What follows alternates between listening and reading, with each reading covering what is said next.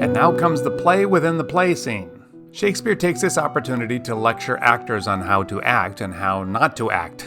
He has Hamlet lecturing the players, but I'm convinced that Shakespeare himself has a few axes to grind with actors taking liberties as they deliver his words. Once this is done, Hamlet tells Horatio how much he appreciates him as a friend. Apparently, Hamlet has explained his plan and presumably the details of the ghost's exposition to Horatio. And now Hamlet asks Horatio to help him observe Claudius during that particular scene that reenacts the murder of his father.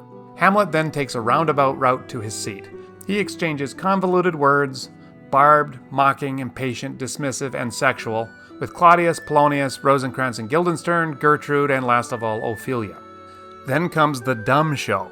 Dumb shows were popular in Elizabethan theater, and were often used as a way to introduce or summarize the play. So now we have the play within the play. The player king and the player queen have been married for 30 years, and he's dying. He begins to tell the queen something, but she objects and interrupts. "Faith, I must leave thee, love, and shortly too. My operant powers their functions leave to do. Thou shalt live in this fair world behind, honored, beloved, and haply one as kind, for husband shalt thou. Oh, confound the rest! Such love must needs be treason in my breast. In second husband let me be accursed. None wed the second but who killed the first. Instances that second marriage move are base respects of thrift, but none of love.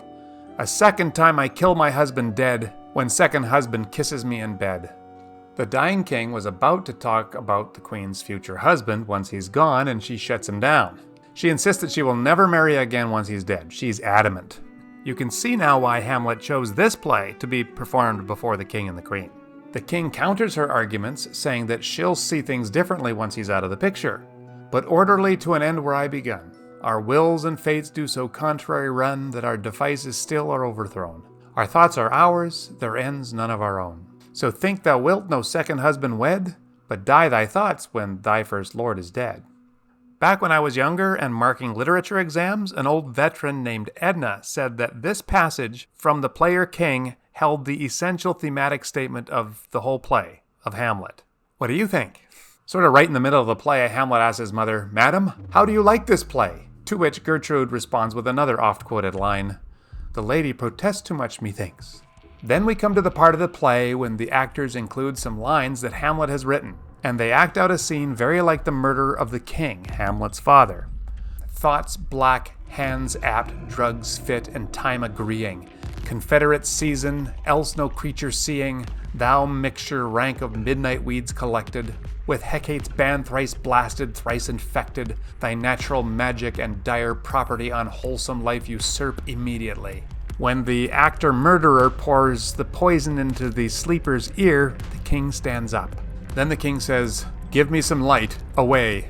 This is a lot more disruptive than it sounds. When you are in the presence of the king, everything that you do or don't do has everything to do with what the king is doing or not doing. When the king enters the room, you must stand. When the king starts eating or stops eating, you must start eating or stop eating. And when the king stands, so do you. And when the king leaves, the play is over. Hamlet is very eager to compare notes with Horatio. "Good Horatio, I'll take the ghost's word for 1,000 pound. Didst perceive?" And they both agree that Claudius's behavior indicates his guilt. And then Rosencrantz and Guildenstern show up.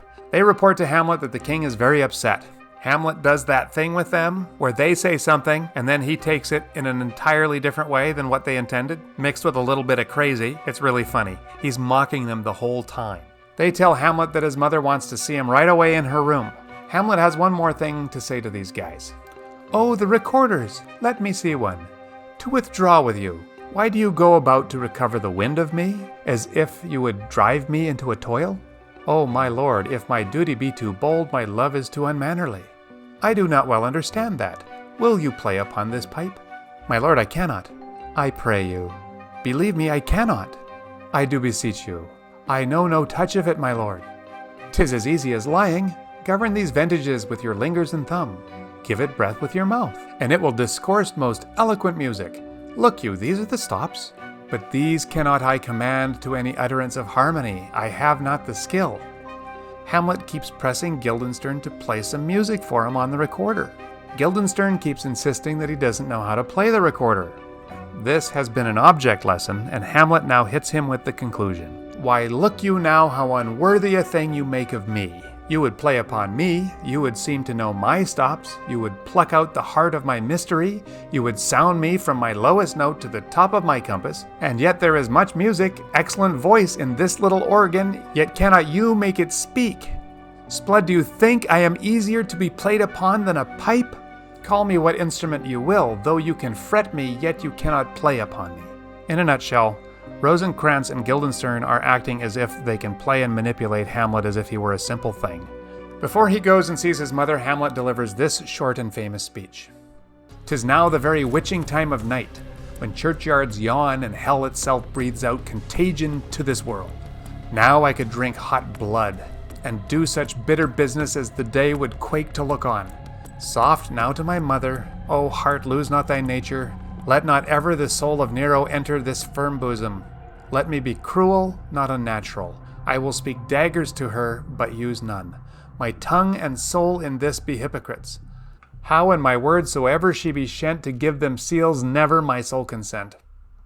So it is with this attitude that Hamlet goes to see his mother. The events that occur and the words that are spoken there and how they are received is in Act 3, Scene 4, the next scene. First, we have the scene in which Hamlet comes upon a vulnerable Claudius ripe for the killing. Thank you, and we will see you there.